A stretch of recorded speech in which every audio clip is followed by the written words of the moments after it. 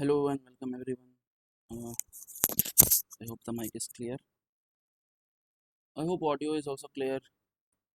So ये पूरा lecture मैं ऑलरेडी शूट कर चुका था, but when I see the recording, it didn't record it.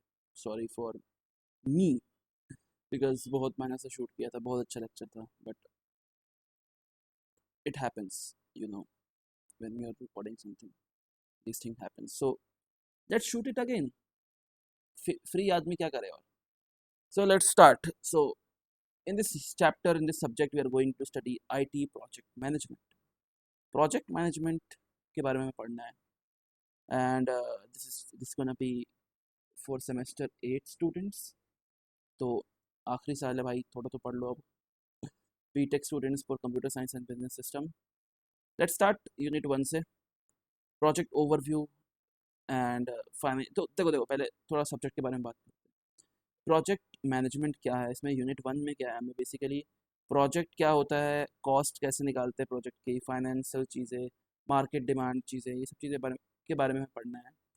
Second, हमें प्रोजेक्ट की टाइमलाइन बनाने में पढ़ना है। फिर मैनेजमेंट कैसे करते हैं प्रोजेक्ट का, अजाइल क्या होता है, स्क्रम क्या होता है जो इंडस्ट्री में यूज होता है, डेवऑप्स और अजाइल मेथोडोलॉजी, ये सारी चीज़ें हमें पढ़नी है आने वाले यूनिट्स में। सो अभी क्या करेंगे, अभी हम लोग यूनिट 1 से स्टार्ट करने वाले हैं। ओके, स्टार्ट करते हैं। So this is highly informative video और वेरी ग्रेट नोट्स जो मिस्टर हर्ष यानी कि मैंने आप लोग के लिए प्रिपेयर किया। तो बहुत मेहनत लगी है नोट्स को बनाने में। तो ये कुछ आप टिप्स फॉलो कर सकते हो इस नोट्स को रेफ़र करने से पहले। तो ये सब चीज़ें बेसिक है, मतलब स्टार्ट करते हैं। Like unit 1, project overview. What is a project? Tell me what is a project, what do you know is a project? अगर मैं एक सिंपल देसी भाषा में बताऊं कि प्रोजेक्ट क्या है, एक प्रोजेक्ट एक ऐसा सफ़र है जिसमें आप एक प्रोडक्ट को बनाते हो, यू मेक अ प्रोडक्ट। और इस प्रोडक्ट को बनाने के लिए आप कब से शुरू कर रहे हो, कहाँ तक आपको कब तक ख़त्म करना है, ये टेम्परेरी डेट आपको पता होता है। टेम्परेरी डेट पता होता है आपको, मुझे शुरू कब करना है, और एक एस्टिमेशन पता होता है मुझे कब तक ख़त्म करना है, ताकि मैं ये प्रोडक्ट बना सकूं या एक सर्विस बना सकूं। और इसका मुझे पता है कि ये मुझे पैसे देगा, या इसको बनाने के लिए मुझे क्या क्या चीज़ें चाहिए। तो एक प्रोजेक्ट क्या है? Project is a process of creating a product in a specific duration of time using some fixed resources and defined scope. This is a project. ठीक है, अब इसकी का थोड़ा इंग्लिश डेफिनेशन समझ लेते हैं। What it says: a project is a temporary endeavor undertaken to create a unique product. Temporary endeavor means एक process, ठीक है, सिंपल समझो। प्रोडक्ट या सर्विस और रिजल्ट कुछ भी हो सकता है। It has a defined start and end time, defined scope, and defined resources. So this is a project का definition. अब अगर आपने ये definition पढ़ ली, तो इसमें आप जो जो चीज़ें कीवर्ड्स देखोगे, उसी से आप प्रोजेक्ट के कैरेक्टरिस्टिक्स डिराइव कर सकते हो। अच्छा हर्ष, बताओ कौन कौन से? तो पहले टेम्परेरी। तो टेम्परेरी ये बोलता है कि हर प्रोजेक्ट का एक डेफिनिट स्टार्ट और एंड टाइम होता है, एक डिफाइंड होता है स्टार्ट और एंड डेट। ठीक है, जैसे आप एक ऐप बना रहे हो, हॉस्पिटल ऐप बना रहे हो, तो उस आप जनवरी से शुरू करोगे, दिसंबर तक बनाओगे। तो ये सारी चीज़ें आपके पास डिफाइंड रहेंगी, ये होनी चाहिए एक प्रोजेक्ट में। और देन होता है यूनिक प्रोडक्ट, कि आप जो बना रहे हो वो थोड़ा यूनिक होना चाहिए, कुछ वैल्यू क्रिएट करना चाहिए। प्रोग्रेसिव एलैबोरेशन, यानी कि आप जो भी बनाओ स्टेप बाय स्टेप बनाओ, यूनिक नहीं कि भाई कोई बंदा कुछ और कर रहा है, आपने पहले से ही उसको बेचना शुरू कर दिया, पता चला बनाया ही नहीं था। तो एक स्टेप बाय स्टेप चीज़ें होती हैं किसी भी प्रोजेक्ट को क्लियर और प्रोग्रेसिव मैनर में बनाने के लिए।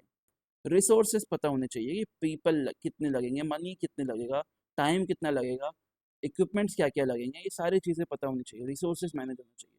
और पर्पस इंपॉर्टेंट है। Every project has a goal to be solve a problem, to create something new, to do something great. ये सारी चीज़ें आपको डिफाइन करनी पड़ेंगी एक प्रोजेक्ट बनाने से पहले। तो these are the characteristics that you need to know before making a project. This is the simple things. Okay, so let's go ahead. अब प्रोजेक्ट का एक लाइफ साइकिल होता है। लाइक अब बेसिक है यार, क्या ही समझाओ। इनिशियलाइजेशन करो, प्लान करो, एग्जीक्यूट करो, मॉनिटर करो और बंद कर दो प्रोजेक्ट को। प्रोजेक्ट हमारा पूरा हो गया है, डिलीवर, क्लोजर की जगह डिलीवर कर दो। तो ये सारी चीज़ें एक लाइफ साइकिल होता है, प्रोजेक्ट मैनेजमेंट साइकिल इसे हम बोलते हैं। तो हर्ष हमने प्रोजेक्ट के बारे में पढ़ लिया, प्रोजेक्ट मैनेजमेंट का लाइफ साइकिल देख लिया। अभी प्रोजेक्ट मैनेजमेंट क्या होता है यार, तुमने प्रोजेक्ट बता दिया, अभी मैनेजमेंट क्या होता है? तो मैनेजमेंट बहुत सिंपल है यार, देखो, जहाँ आपको प्रोजेक्ट को ऑर्गेनाइज, डायरेक्ट और कंट्रोल करने का मौका मिल जाए, और प्लान भी जोड़ देना। प्लान, ऑर्गेनाइज, डायरेक्ट और कंट्रोल, ये चार चीज़ आपको अगर करने का मौका मिल जाए प्रोजेक्ट में, तो उसे आप प्रोजेक्ट की मैनेजमेंट का पार्ट मानोगे। ठीक है, मतलब सिंपल है, एक project management is a process of planning, organizing, directing, controlling resources to achieve a specific IT goal within a time, cost and scope constraints. So there are three constraints in a project management जो आपको काम आएगा। इसको हम बोलते हैं iron triangle, यानी कि ये तीन कंस्ट्रेंट्स है एक प्रोजेक्ट को बनाने के लिए। तो फर्स्ट इज स्कोप, कि आपको पता होना चाहिए कि उसका काम क्या होगा, लाइक उसमें फीचर्स क्या क्या होंगे, किस उसका यूज केस क्या होगा, टाइम क्या होगा और कॉस्ट क्या होगा, यानी कि कितना टाइम लगेगा, टाइम डेडलाइन कितनी है, और कॉस्ट आप कितना, बजट कितना है। तो ये तीन कंस्ट्रेंट्स के हेल्प से एक प्रोजेक्ट को मैनेज किया जाता है। ठीक है, अब इस तीन कंस्ट्रेंट में ना एक चीज़ है कि अगर आप किसी एक को चेंज करोगे तो एटलीस्ट एक की वैल्यू चेंज हो जाएगी, इन दोनों में से किसी एक की वैल्यू चेंज हो जाएगी। मतलब ऐसे समझो, मतलब अगर मान लो मैंने एक प्रोजेक्ट का टाइम बढ़ा दिया, पहले वो प्रोजेक्ट 6 महीने में होने वाला था, अब मैं उसको 1 साल कर दिया। ठीक है, तो उसकी कॉस्ट भी बढ़ जाएगी भाई, जिन लोग उस पर काम कर रहे थे उनकी सैलरी तो नहीं पड़ेगी आपको 4 महीने एक्स्ट्रा, तो कॉस्ट बढ़ जाएगी, यानी कि टाइम बढ़ाने से कॉस्ट बढ़ गई। ओके, अगर मैं एक प्रोजेक्ट का कॉस्ट बढ़ा दूँ, प्रोजेक्ट को मैं पहले 1 करोड़ दे रहा था, अब मैं 10 करोड़ दे रहा हूँ, तो अब उस प्रोजेक्ट को थोड़ा सा टाइम भी बढ़ाना पड़ेगा, क्वालिटी स्टफ चाहिए हमें उसके लिए, तो टाइम बढ़ाना पड़ेगा प्रोजेक्ट का, स्कोप बढ़ाना पड़ेगा प्रोजेक्ट का। यानी कि किसी भी एक को चेंज करने पे उसकी दूसरी वैल्यू भी, एटलीस्ट एक वैल्यू या दोनों वैल्यू भी चेंज होती है। This is called triple constraint of project management. ठीक है, यहाँ नीचे भी यही चीज़ लिखी हुई है, if one changes at least one other must change. If scope increase करोगे तो या तो टाइम बढ़ेगा या कॉस्ट बढ़ेगा, ये बढ़ना ही है। तो ये चीज़ हमें ये कंस्ट्रेंट्स बताती है। Now let's move to the first topic, that is identification. Okay, अब प्रोजेक्ट को आइडेंटिफाई कैसे करेंगे हर्ष, हमने ये समझ गया मैनेज कैसे करते हैं, बट प्रोजेक्ट आइडेंटिफाई कैसे करेंगे? तो बहुत सिंपल स्टेप है, this is the first step कि प्रोजेक्ट आइडेंटिफाई करना। सो पोटेंशियल प्रोजेक्ट को आइडेंटिफाई करने के लिए हमें नीड्स और प्रॉब्लम्स और अपॉर्चुनिटीज़ के बारे में पता होना चाहिए। ज़रूरत, समस्याएं और अपॉर्चुनिटी को क्या बोलते हैं हिंदी में? अवसर।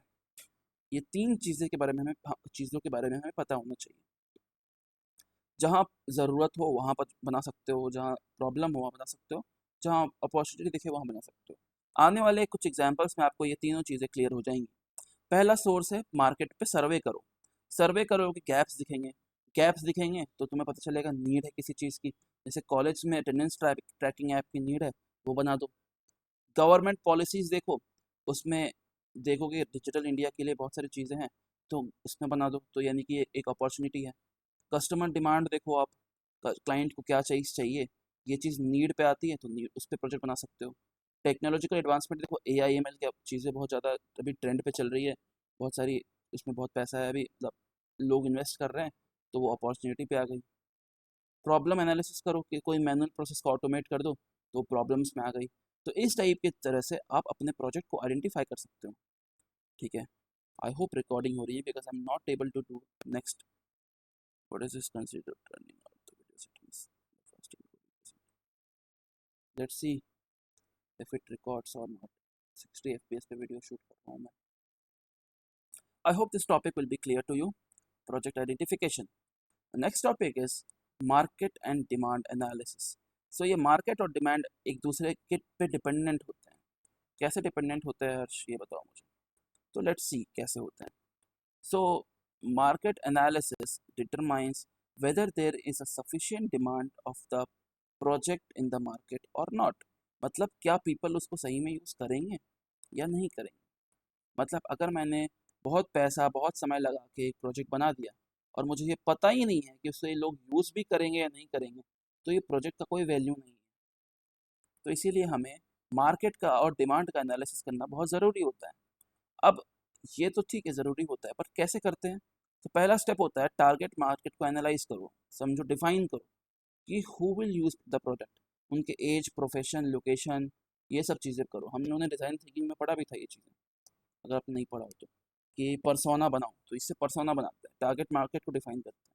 The second thing is market size क्या होगा, लाइक पोटेंशियल कस्टमर कितने होंगे। अगर इतना बड़ा मार्केट है, मतलब मार्केट में मान लो 10,000 लोग हैं, 10K लोग हैं, तो उसका 10% मार्केट हम कैप्चर भी करें ना, तो 1,000 के लिए हम अपने काम कर रहे हैं। अब इस 1,000 में अगर हमारा 10% यानी कि कितना हो गया 1,000 में, अगर 100 लोग भी मान लो हमारा प्रोडक्ट लेते हैं, और हमारा प्रोडक्ट का दाम है 1,00,000 रुपए, तो कितने हो गए, मतलब ऑलमोस्ट समझो 1 CR प्लस तो एटलीस्ट हमें मिल जाएगा प्रॉफिट। तो इस टाइप में हमने क्या किया कि अपने मार्केट साइज का एस्टिमेशन करते हैं हम, अपने डिमांड का फोरकास्टिंग करते हैं कि आने वाले 5 साल में हम, जैसे एक बार में हम 1 करोड़ कमा रहे हैं, तो आने वाले 5 साल में हम कितना कमा सकते हैं, कितना मार्केट हम कैप्चर कर सकते हैं, डिमांड फोरकास्टिंग में आता है। देन कंपटीशन कौन कौन से है, कॉम्पिटिटर्स क्या है इसमें, यानी कि ये मार्केट हम कैप्चर करना चाह रहे हैं, पर क्या पता इसका 30% मार्केट कोई और कैप्चर करके बैठा हो, तो हमें ऑलरेडी 30% का ही एक्सेस मिलेगा, ऐसा भी होता है। देन मार्केट शेयर कितनी है, यानी कि कितने परसेंट मार्केट हम कैप्चर करना चाह रहे हैं, वही सेम चीज़ है इसमें। तो इस तरह से आपको डिमांड एनालिसिस भी करके रखना पड़ता है। ठीक है, एग्जाम्पल भी मैंने दिया है फूड डिलीवरी ऐप का। जैसे आपका टारगेट मार्केट कॉलेज स्टूडेंट्स होते हैं, age 18 to 25, market size 10,000 students एक सिटी में है, कंपटीशन है स्विगी जोमेटो। ठीक है, तो ये चीज़ें हैं। I hope it is clear to you guys. Next बढ़ते हैं हम लोग प्रोजेक्ट कॉस्ट एस्टिमेशन पे। अब जहाँ आपको वर्ड दिख जाए एस्टिमेशन, यानी कि हम लोग फोरकास्टिंग पे बात करने वाले हैं, फ्यूचर पे बात करने वाले हैं। तो फ्यूचर कॉस्ट कैसे एस्टिमेट करते हैं वो देखते हैं। तो cost estimation is a process of forecasting the financial resources required to complete a project. मतलब एक प्रोजेक्ट को कंप्लीट करने के लिए कौन कौन से फाइनेंशियल आपके रिसोर्सेज लगेंगे, उसको चीज़ों को समझने के लिए, उसको कैलकुलेट करने के लिए, बजटिंग करने के लिए, प्लानिंग करने के लिए हमें कॉस्ट एस्टिमेशन की ज़रूरत पड़ती है। कितने सारे कॉस्ट होते हैं भाई, टाइप्स ऑफ कॉस्ट कितने तरह के होते हैं, तो there are 7 types of cost. ठीक है, first is capital cost, operating cost, direct cost, indirect cost, sunk cost और कंटीन्यूअस कॉस्ट। अब मैं इस पर डिटेल नहीं चाहूँगा, लेकिन आप इसके बारे में पढ़ सकते हो, मैं बेसिक बता देता हूँ। कैपिटल कॉस्ट वो कॉस्ट होता है जो वन टाइम लगता है। फॉर एग्जाम्पल अगर मुझे एक घर लेना है जिससे मैं बिजनेस करना चाहता हूँ, तो घर मेरे को एक बार लेना है, तो मेरी कैपिटल कॉस्ट आएगी। मुझे हर महीने उस घर का रेंट रेंट अलग चीज़ है, मेरे को परचेस करना है, ठीक है, उसको बोलते हैं कैपिटल कॉस्ट। मेरे को सॉफ्टवेयर कंपनी खोलनी है, ठीक है, तो मुझे एम्प्लॉयज़ के लिए कंप्यूटर लेना पड़ेगा, तो कंप्यूटर जो मैं लूँगा, सिस्टम जो मैं लूँगा, वो कैपिटल कॉस्ट में आएगा। जो सर्वर लूँगा कैपिटल कॉस्ट में आएगा। सॉफ्टवेयर लाइसेंस लूँगा कैपिटल कॉस्ट में आएगा, क्योंकि मुझे एक बार लेना है, फिर मैं उसको हमेशा यूज़ कर सकता हूँ। मेरे को उसका रेंट पे नहीं करना, मंथली मंथली नहीं करना, मेरे को एक बार लेना है, वन टाइम लेना है। This is capital cost. Operating cost वो होता है जो मुझे हर दिन या हर महीने देना ही पड़ेगा। Electricity bill, internet bill, salaries employees की, ये सारी चीज़ें होती हैं रेकरिंग कॉस्ट, यानी कि ऑपरेटिंग कॉस्ट, जो मुझे बार बार देना ही पड़ेगा, इसके बिना मेरा कंपनी लगातार चलेगा नहीं। डायरेक्ट कॉस्ट वो कॉस्ट होते हैं जिसमें हम प्रोजेक्ट वर्क को डायरेक्ट, मतलब जिसमें हम स्पेंड कर रहे हैं डायरेक्ट प्रोजेक्ट में, जैसे डेवलपर्स की सैलरी देने में, तो डायरेक्ट कॉस्ट में आता है। इनडायरेक्ट कॉस्ट में हम इनडायरेक्टली पे कर रहे हैं अपने, जैसे ऑफिस का रेंट हो गया, एडमिन स्टाफ हो गया, इन सब चीज़ों में। संक कॉस्ट वो होता है जिसमें हम ऑलरेडी जितना स्पेंड हम कर चुके हैं, जो हमारा रिकवर नहीं हो सकता, लाइक ओल्ड इक्विपमेंट हमने ऑलरेडी परचेस करके रखा है, तो संक कॉस्ट आ गई। ठीक है, कंटीजियस कॉस्ट वो होता है जो हम बफर रखते हैं, कोई भी ऐसा अनएक्सपेक्टेड इवेंट हो गया, तो हम 10 to 15%, 20% का टोटल बजट के ऊपर हम एक कंटीजियस कॉस्ट रखते हैं कि कुछ भी अनयूजुअल हो गया तो हम इसको यूज़ कर लेंगे, बफर मनी को। अब कुछ कुछ टेक्निक्स होते हैं, एक्सपर्ट जजमेंट हो गया, लाइक एक्सपीरियंस मैनेजर जो जिन्होंने पास्ट प्रोजेक्ट्स पे काम किया हुआ है, उससे हम कॉस्ट एनालिसिस करवा लेते हैं, ये सारे कॉस्ट का एनालिसिस करवाते हैं। या और एक होता है कि एनालॉजी देख लो, लाइक पिछले प्रोजेक्ट्स में हमने जो पास्ट प्रोजेक्ट्स किए हैं उसमें 10 लाख का खर्चा आया था, तो एक सिमिलर प्रोजेक्ट बनाने में हमें ऑलमोस्ट 10 से 12 लाख का खर्चा आएगा। एनालॉजी देख लिया। बॉटम अप एस्टिमेशन कर सकते हो, यानी कि मान लो आपको एक प्रोजेक्ट बनाना है, इस प्रोजेक्ट को आप तोड़ो कि यार एक इसमें फ्रंट एंड होगा, एक बैक एंड होगा, उस बैक एंड में एक सर्वर कॉस्ट होगा जो कंप्यूटेशन करेगा, एक डिप्लॉयमेंट कॉस्ट होगा, ऐसा सर्वर हो गया, डिप्लॉयमेंट हो गया। अब डिप्लॉयमेंट की कीमत है 5 रुपये, सर्वर की कॉस्ट है 5 रुपये, बैक एंड की कॉस्ट है 5 रुपये, फ्रंट एंड की कॉस्ट है 5 रुपये, कुल मिला के टोटल प्रोजेक्ट की कॉस्ट आएगी 25 रुपये। मैंने क्या किया, मैंने पहले इसको ब्रेक किया और फिर यहाँ से कैलकुलेट किया, ऊपर तक चला गया, तो मेरे को इसको बोलते हैं बॉटम अप एस्टिमेशन। तो मैंने इस तरह से का कॉस्ट एस्टिमेशन किया, बॉटम अप एस्टिमेशन, सेम चीज़ यहाँ लिखा हुआ है। The thing is parametric estimation next. So कोई मैथमेटिकल मॉडल यूज़ करने पे, like line of code is equals to cost पर लाइन, ताकि आप डिफाइन कर दो पहले से कि जो जितना लाइन ऑफ कोड लिखेगा उसको एक लाइन के इतना कॉस्ट मिलेगा, जो जितना काम करेगा उतना उसको कॉस्ट मिलेगा। Then 3 point estimation, this is a statistical method, optimistic, most likely और पेसिमिस्टिक, ये इसका फार्मूला होता है। तो इस तरह से भी आप कॉस्ट फाइंड आउट कर सकते हो। तो these are the things. The next topic is financial appraisal. What is it financial appraisal? So financial appraisal basically evaluate करता है एक प्रोजेक्ट फाइनेंशियली वायलेबल है या नहीं। अब जैसे आपका पास एक बिजनेस है, आप उस पर बहुत जी जान लगा के 1 साल से काम कर रहे हो, और मैं आके बोलता हूँ कि आप जो काम कर रहे हो एकदम वर्थ इट है। क्यों? क्योंकि आप 1 साल से एक प्रॉफिट भी नहीं कमा पा रहे हो, उस पर उल्टा आप लगा रहे हो। अब ये बात आपको कैसे पता चलेगी? मैं किस बेसिस में ये बात बोल सकता हूँ? तो मैं फाइनेंशियल अप्रेजल निकाल के ये बात बोल सकता हूँ आपको।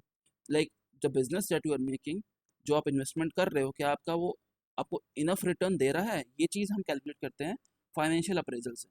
अब ये किस तरह से, जिसके कुछ टेक्निक्स होते हैं कैलकुलेट करने के। पहला है नेट प्रेजेंट वैल्यू, यानी कि आप देखो इसमें आप फार्मूलाज है, ये सारी चीज़ें हैं, वो तो आप देख लोगे, लेकिन मैं आपको एक कक्स बताता हूँ उसका कि होता क्या है। नेट प्रेजेंट वैल्यू ये बोलता है कि अगर आपने इनिशियल इन्वेस्टमेंट की है 100 रुपए की, और आप ये मानते हो कि मेरे को 5 लोगों से 10-10 रुपये आना आना है आने वाले 10 दिन में, ठीक है? तो 5 लोगों से 10-10 रुपये यानी कि 50 रुपये आपके पास आएंगे, ठीक है ना? तो आपका 50 रुपये आने के बाद जो इनिशियल मनी था उसमें 50 रुपये ऐड हो जाएगा आपका, तो आपका 150 रुपये हो जाएगा। तो डिफरेंस कितना आएगा? 50 रुपये का आएगा डिफरेंस। तो क्या ये 50 आपका पॉजिटिव है? बिल्कुल है। यानी कि आपने 50 का प्रॉफिट कर रहे हो। यानी कि यही बोलता है कि the present value of the future cash flow minus the initial investment. Initial investment को माइनस कर दो, और प्रेजेंट वैल्यू जो आपको फ्यूचर से भी आने वाला है और जो आपको करंट इनिशियल में भी है, उसका सम करके इनिशियल से माइनस कर दो। अगर ये वैल्यू आपकी 0 से ज़्यादा है तो प्रॉफिटेबल है, और कम है तो वो नेगेटिव, यानी कि आप मनी लूज कर रहे हो, ठीक है? This is the net present value. Then होता है आपका इंटरनल रिटर्न रेट, ये भी होता है, आईआरआर बोलते हैं। आईआरआर बेसिकली ये होता है कि आपने अगर किसी बिजनेस में कुछ इन्वेस्ट किया, तो आपको कितने कम समय में अपना इन्वेस्टमेंट वापस मिलता है, या कितने परसेंट का आपका ग्रोथ मिलता है उस चीज़ में। यानी कि आपने 10% इन्वेस्ट किए, मान लो आपने 10 रुपये लगाया, ठीक है, 10 रुपये लगाया, और आपको एक दिन में 10 का 100 हो रहा है, ठीक है? और अगर आपने 10 रुपये लगाया और आपका एक साल में, 1 ईयर में 10 का 1000 हो रहा है, तो बताओ आप कौन सा लेना प्रेफर करोगे? ये वाला एक दिन में 100 हो रहा है, या ये वाला? तो सबका अपने अपने चॉइसेस हो सकते हैं, ठीक है? मैं ये बोलना चाह रहा हूँ इसमें, आईआरआर डिपेंड करता है इन सब चीज़ों पे। इंटर्न रेट ऑफ रिटर्न, यानी कि जिसका आईआरआर का रेट ज़्यादा होगा वो प्रोजेक्ट उतना अच्छा होगा, ठीक है? यानी कि कम समय में मुझे ज़्यादा पैसे रिटर्न परसेंटेज मिले, उसको हम बोलते हैं रिटर्न रेट, आईआरआर। पे बैक पीरियड क्या होता है? जैसे आपने इन्वेस्टमेंट किया, जो इन्वेस्टमेंट आपने किया वो आप कितने टाइम में रिकवर कर पा रहे हो। यानी कि जैसे आपने इन्वेस्टमेंट किया 10 लाख की, और आपका एनुअल रिटर्न है 2 लाख का, यानी कि आपका 5 लाख में आपने जो 10 लाख का इन्वेस्टमेंट किया है वो आपको रिटर्न आ जाएगा। उसके बाद आपका प्रॉफिट होगा, तो आपका पे बैक पीरियड हो गया 5 ईयर का, 5 साल के बाद आपको रिकवर हो जाएगा।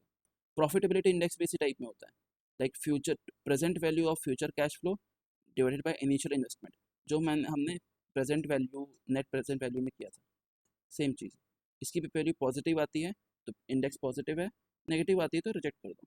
ब्रेक इवन क्या होता है? ब्रेक इवन उतना होता है कि आपने मान लो 50 रुपये इन्वेस्ट किए, 50 रुपये आपने कमाए, आपका रेवेन्यू हुआ 50 रुपये का कंपनी का, और आपने जो अपनी तरफ से लगाया था वो भी 50 रुपये ही था, मतलब आपने जितना कमाया उतना ही आपने लगाया था, तो नेट ज़ीरो हो गया, यानी कि ब्रेक इवन पे आ गए आप। The point where total revenue is equal to total cost, मतलब ना प्रॉफिट हुआ ना लॉस हुआ, उसको बोलते हैं ब्रेक इवन।